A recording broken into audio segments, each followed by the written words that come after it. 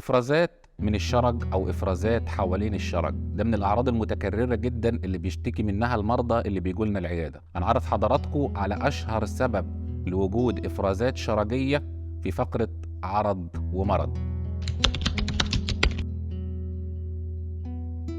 أشهر سبب لوجود إفرازات في منطقة الشرج هو الناسور الشرجي. الناسور الشرجي من الأمراض المعقدة جدا جدا اللي ما ينفعش نسكت عليها. أول ما يتشخص الناسور الشرجي المفروض ناخد القرار فورا بالتدخل. الناسور الشرجي زي ما قلت لحضراتكم هو من الأمراض المعقدة اللي بتحتاج لخبرة وكفاءة من الطبيب الجراح، ودمج ما بين استخدام التكنولوجيا الحديثة وخبرة وكفاءة الطبيب المعالج. الناسور الشرجي بيتم علاجه بأكتر من طريقة بناء على درجة الناسور وتشعباته. أحيانا بنستخدم الجراحة التقليدية أو الجراحة المتقدمة، أحيانا بنلجأ لاستخدام الليزر أو الدمج ما بين الجراحة والليزر. اختيار طريقة العلاج المناسبة للحالة بتعتمد على خبرة وكفاءة الطبيب المعالج واستخدامه للأجهزة الحديثة في تشخيص الناسور الشرجي زي السونار الشرجي اللي موجود في جهاز بروكتوستيشن اللي بنقدر من خلاله نحدد مسار الناسور